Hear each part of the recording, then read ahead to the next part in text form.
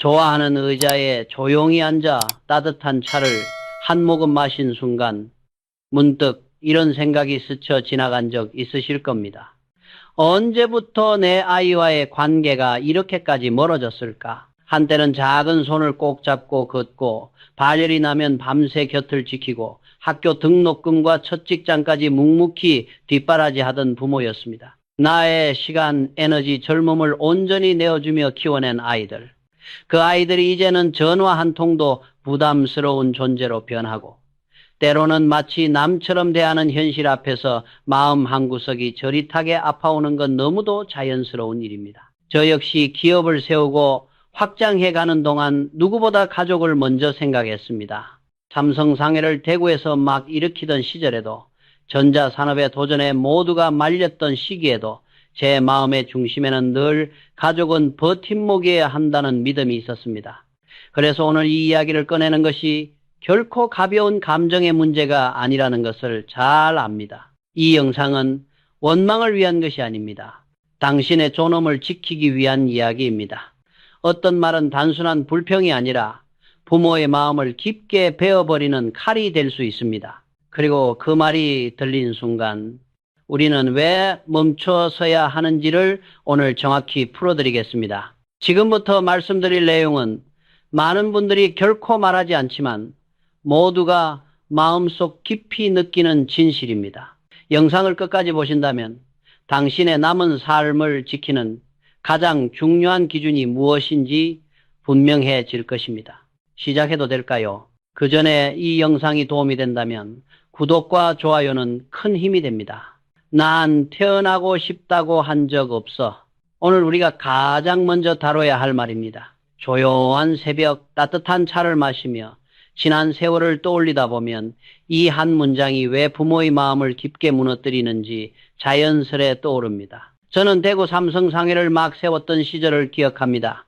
좁은 방 한켠에서 장부를 펴고 아이가 제 무릎 위에서 잠들던 그 고요한 순간들. 겨울이면 방 안이 꽤 추웠지만 아이를 품에 안고 있으면 세상에서 가장 따뜻했습니다. 당신도 그랬을 겁니다. 때로는 밥을 굶어도 아이에게는 든든한 한 끼를 챙기고 몸이 아파도 아이가 열이 나면 밤새 등을 쓸어내리며 괜찮다고 속삭이던 시절, 부모가 자식에게 준 사랑은 계산 없이 흘러갑니다. 그런데 어느 날 어른이 된 자식의 입에서 난 태어나고 싶다고 한 적 없어. 이 말이 흘러나오는 순간 그 말은 부모가 평생 바쳐온 시간과 희생을 단숨에 부정하는 칼처럼 파고듭니다. 겉으로는 단순한 불만처럼 들릴 수 있습니다. 하지만 그 속에는 나는 원하지 않았으니 당신이 책임져야 한다는 왜곡된 뜻이 숨어 있습니다. 마치 부모가 자식 인생의 모든 무게를 영원히 떠안아야 한다는 듯한 말투. 저는 사업이 위태로웠을 때도 많았습니다. 공장을 짓고 산업을 바꾸는 결정을 내릴 때마다 불안이 따라붙었습니다. 그러나 아이들 앞에서는 흔들리지 않으려 했습니다. 아버지는 무너지지 않는다. 그 믿음을 지키기 위해서였지요. 부모는 그렇게 자신의 두려움과 아픔을 감추고 살아왔습니다. 하지만 자식은 그 사실을 모를 때가 많습니다. 그래서 가벼운 말처럼 안 태어나고 싶었어 라고 던질 때 그 말이 부모의 삶 전체를 뒤흔듭니다. 그러나 분명히 말씀드리고 싶습니다. 부모가 져야 할 책임은 이미 완수됐습니다. 아이를 안전하게 키우고 배움과 사랑을 주고 세상에 설 수 있도록 이끌었다면 그 순간 맡은 역할은 끝난 것입니다. 이 말이 반복된다면 논쟁할 필요도 없습니다. 해야 할 일은 단 하나 거리두기입니다. 사랑을 포기하는 것이 아니라 내 존엄을 지키기 위한 선택입니다. 부모는 평생 많은 것을 줬지만 자신의 존엄만큼은 누구에게도 내어줄 필요가 없습니다. 그러니 이 말을 들었다면 스스로에게 물어야 합니다. 이 관계를 위해 나는 무엇을 잃고 있는가?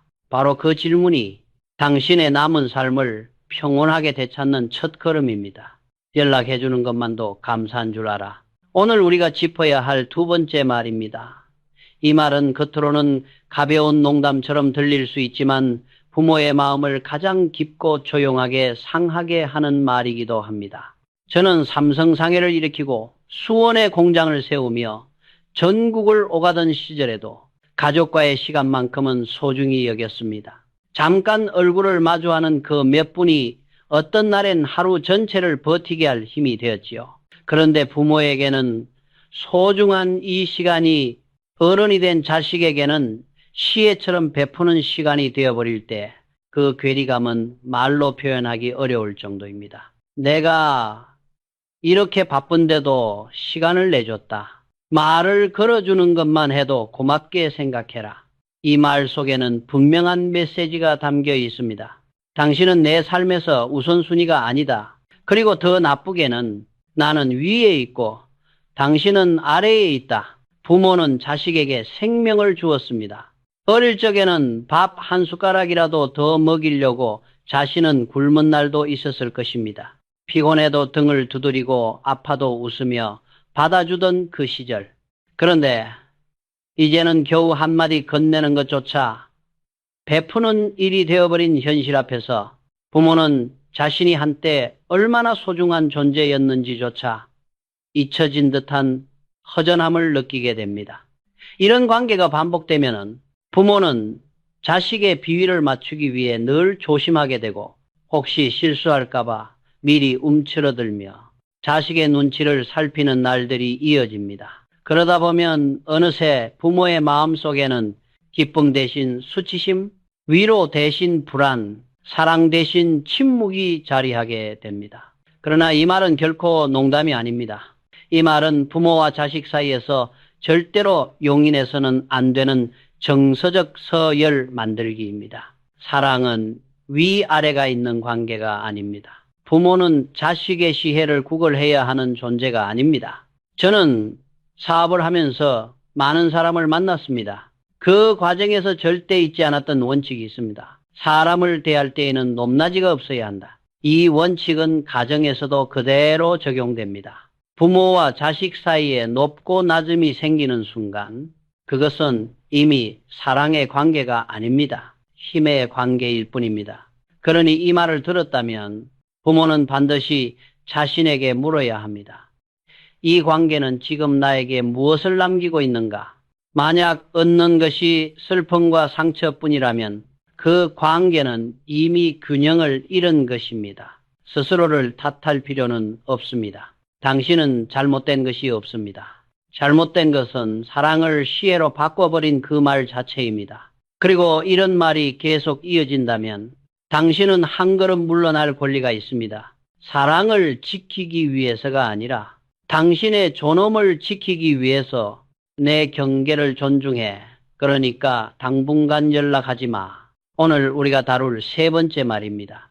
이 말은 요즘 어른이 된 자식들이 자주 쓰는 표현이지만 부모에게는 젖은 장작처럼 천천히 그러나 깊게 스며드는 상처가 됩니다. 경계, 즉 선을 그어 지키는 일은 원래 필요한 것입니다. 저 역시 사업을 하며 크고 작은 조직을 운영할 때 사람마다 지켜야 할 구역과 책임을 분명히 했습니다. 질서를 위해서였고 서로를 존중하기 위해서였습니다. 그러나 경계는 서로를 지키기 위한 울타리이지 상대를 버리기 위한 벽이 되어서는 안 됩니다. 그런데 어떤 자식은 이 경계를 무기로 사용합니다. 일이 틀어졌다든지 기분이 상했다든지 사소한 의견 충돌이 있었다든지 이런 이유를 들어 갑자기 부모와의 관계를 단절하듯 말합니다. 생각을 정리해야 해. 조용히 지내고 싶어. 내 마음을 지키려면 어쩔 수 없어. 겉으로는 그럴듯합니다. 하지만 그 말 뒤에는 종종 부모를 벌주는 감정이 숨어 있습니다. 마치 당신이 이런 결과를 만들었으니 당분간 나를 잃어도 감내하라. 이런 식의 서늘한 메시지 말입니다. 부모는 이해하려 합니다. 내가 무슨 실수를 했나?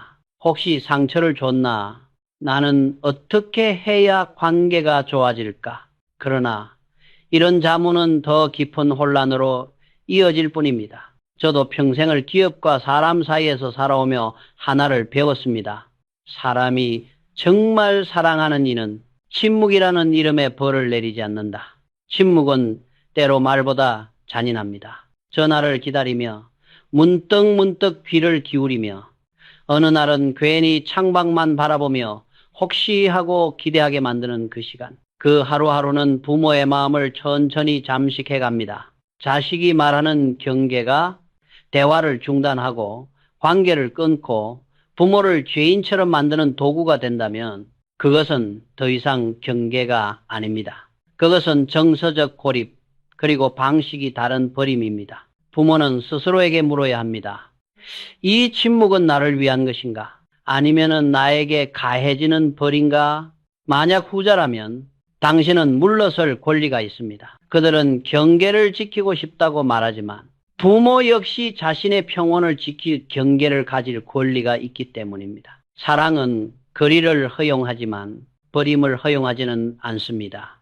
그러니 누군가 그것이 내 자식이라도 경계를 핑계로 부모를 고립시키려 한다면 부모는 조용히 그러나 단단하게 말해야 합니다. 나는 네 선택을 존중한다. 하지만 그 선택이 나를 짓밟게 두지는 않겠다. 그리고 그 말이 당신의 마음을 지키는 첫 번째 경계가 됩니다. 예민하네. 너무 생각이 많아. 오늘 우리가 다룰 네 번째 말입니다. 이 말은 겉으로는 가볍습니다. 마치 농담처럼 또는 다정한 조언처럼 들릴 때도 있습니다. 하지만 부모가 진심을 털어놓는 순간 이 말이 돌아오면 그것은 따뜻한 위로가 아니라 차가운 벽이 되어 마음을 막아버립니다. 저는 수많은 위기 속에서 사업을 지켜야 했던 시절을 잘 기억합니다. 제당 공장을 세울 때도 전자산업에 뛰어들 때도 중요한 결정을 내리기 전에는 밤새 생각을 정리하고 마음의 울타리를 다듬곤 했습니다. 그 과정에서 가장 귀한 것은 솔직한 대화, 곧 서로의 마음을 있는 그대로 듣고 받아들이는 일이었습니다. 그런데 부모가 자식에게 이 말이 조금 서운했다. 너의 행동이 마음을 아프게 했다고 조심스럽게 말할 때 돌아오는 대답이 예민하게 받아들이지 마. 그렇게까지 생각할 일 아니야. 이런 말이라면 그 순간 부모의 감정은 한순간에 문제가 됩니다. 이 말은 부모의 아픔을 인정하지 않습니다. 오히려 그 감정을 부모의 탓으로 돌립니다. 부모가 상처받은 것이 아니라 부모가 예민해서 과하게 반응해서 생긴 문제라고요. 하지만 저는 단언할 수 있습니다. 상처받는 데에 나이는 없습니다. 좀 더 늙었던 사람이면 느끼는 감정의 깊이는 변하지 않습니다. 저는 전쟁을 겪었고 사업 실패의 문턱도 여러 번 넘었습니다. 그러나 나이가 들수록 마음은 약해지는 것이 아니라 더 넓어지고 더 깊어집니다. 그 넓어진 마음이 상처를 느끼는 것은 예민함이 아니라 사람으로서의 자연스러운 반응입니다. 그런데도 자식이 예민하다고 말하는 이유는 단 하나입니다. 자신의 행동에 책임지고 싶지 않기 때문입니다. 이 말은 감정을 뒤집는 기술입니다. 부모가 상처받은 이유를 따지기 전에 상처받은 부모의 감정부터 문제 삼는 방식이지요. 그 순간 부모는 혼란에 빠집니다. 내가 너무 예민한 건가? 내가 괜히 말한 건가? 내가 너무 늙어서 마음이 불안정한 건가? 하지만 진실은 그 반대입니다. 부모는 예민한 것이 아닙니다.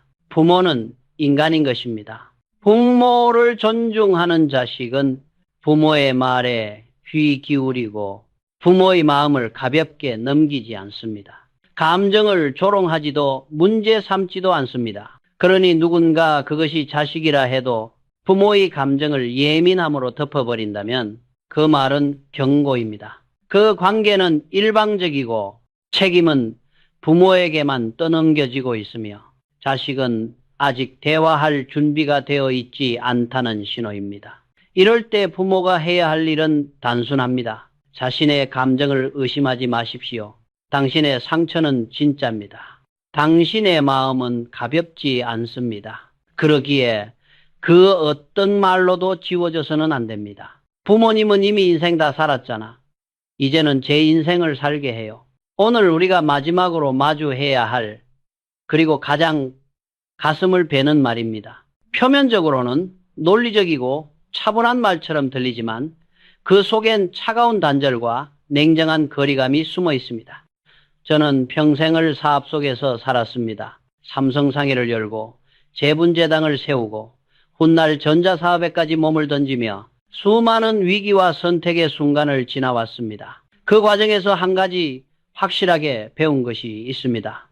인생은 한 번 살고 끝나는 시계가 아니라 나이가 들어도 계속 흐르고 이어지는 시간이라는 것. 그런데 자식이 이렇게 말할 때 그 말은 부모의 시간에 갑작스레 마침표를 찍습니다. 마치 부모의 역할은 이미 끝났고 부모의 존재 가치는 지난 시절에 묻혀버렸으며 지금의 부모는 그저 옛날 사람, 자리만 차지하는 존재처럼 말입니다. 부모는 평생을 아이에게 걸었습니다. 첫 울음소리에 기뻐하고 첫 걸음마에 눈물 흘리고 비바람 치던 시절에도 이 아이만은 무사해야 한다고 마음을 다했습니다. 그런데 자식이 어른이 된 뒤 부모를 책장 끝에 놓인 오래된 책처럼 대할 때 부모는 자신의 존재 전체가 흐릿하게 지워지는 것 같은 아픔을 느끼게 됩니다. 물론 자식에게도 인생이 있습니다. 독립해야 하고 스스로 길을 만들어야 합니다. 그 점은 누구보다 부모가 잘 알고 있습니다. 부모는 자식이 스스로 서는 모습을 바라보며 기쁨을 느끼는 사람들이기 때문입니다. 하지만 자식의 독립이 부모를 삶에서 잘라내는 이유가 되어서는 안 됩니다. 부모님은 다 살았으니 이제는 물러나세요. 이 말 속에는 책임 회피와 냉담이 섞여 있습니다. 자신이 받은 사랑과 희생을 잊고 부모의 현재를 가볍게 치워버리려는 태도입니다. 저는 말하고 싶습니다. 부모의 시간은 끝나지 않았습니다. 부모의 인생은 여전히 살아있고 여전히 의미 있으며 여전히 따뜻한 온기를 품고 있습니다. 당신은 어제의 사람이 아닙니다. 당신은 지금 이 순간에도 지혜를 간직한 사람, 인내를 배운 사람, 사랑을 준 사람입니다. 그러니 자식이 이제는 내 인생을 살게 해라 라는 말로 부모의 존재를 잘라내려 한다면 그 말은 부모에게 향한 냉정한 선긋기이자 감정적 결박에서 벗어나려는 자식의 자기 변명일 뿐입니다. 부모는 스스로에게 물어야 합니다. 내 인생을 남의 기분에 맡길 만큼 나는 작은 존재인가? 아닙니다.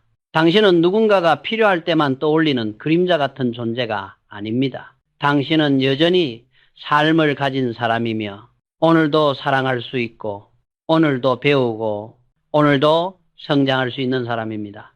자식의 말이 당신의 삶을 규정하게 두지 마십시오.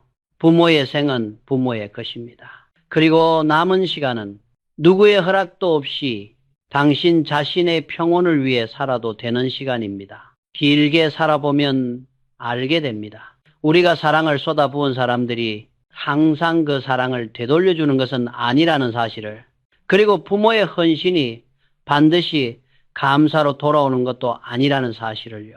저 역시 오랜 세월 사업을 하며 수없이 많은 사람을 만나고 떠나보냈습니다. 성공의 순간보다 실패의 순간이 더 많았고 사람에게 실망하는 일도 사람 때문에 버티는 일도 겪었습니다. 그 과정에서 깨달은 것은 단 하나였습니다. 사람의 마음은 강제로 움직일 수 없다. 그러나 나 자신의 평온은 내가 선택할 수 있다. 당신도 그럴 것입니다. 아이를 위해 상처받고도 웃고 서운해도 이해하려 하고 버려진 듯해도 다시 손을 내밀어 주는 것이 바로 부모라는 존재이니까요. 하지만 이제는 조금 다른 질문을 스스로에게 던져야 할 시간입니다. 이제는 나를 위해 살아도 되는가? 나는 왜 내 삶을 남의 기분에 맡기고 있었는가? 내 평온은 왜 늘 뒤로 밀려나 있었는가? 이제는 대답해야 합니다. 그렇다. 나는 이제 나를 위해 살아도 된다. 당신은 이미 충분히 주었습니다. 밤을 새워 아이를 돌봤고 어려운 시절을 묵묵히 견뎌냈고 때로는 자신의 꿈을 뒤로 미루면서까지 자식의 길을 밝혀주었습니다. 그러니 이제 남은 시간은 누구의 눈치를 보며 살아야 하는 시간이 아닙니다. 자식의 비위를 맞추느라 마음을 쪼그라뜨릴 시간도 아닙니다. 당신의 삶은 당신의 손에 다시 돌아와야 합니다. 자식에게 상처받았다고 해서 당신의 가치가 줄어드는 것도 아니고 당신의 인생이 끝나는 것도 아닙니다. 당신은 여전히 살아있는 사람입니다. 여전히 사랑할 수 있고, 여전히 배울 수 있고, 여전히 웃을 수 있는 사람입니다. 그리고 기억하십시오. 마음의 평온은 누군가에게서 받는 것이 아니라 내가 선택하는 것입니다. 당신을 작게 만드는 관계에서 물러서는 것은 사랑의 포기가 아니라 존엄의 회복입니다. 오늘 이 영상을 통해 당신의 마음속에 한 문장만 남겨도 좋겠습니다. 나는 더 이상 상처 위에서 살지 않겠다. 이제는 당신의 남은 시간을 당신을 존중하는 사람들과 당신의 가치를 알아보는 사람들과 무엇보다 당신 자신과 함께 살아가십시오. 당신의 평온을 진심으로 응원합니다. 그리고 잊지 마십시오. 당신은 여전히 충분한 사람입니다. 충분한 사람입니다. 충분한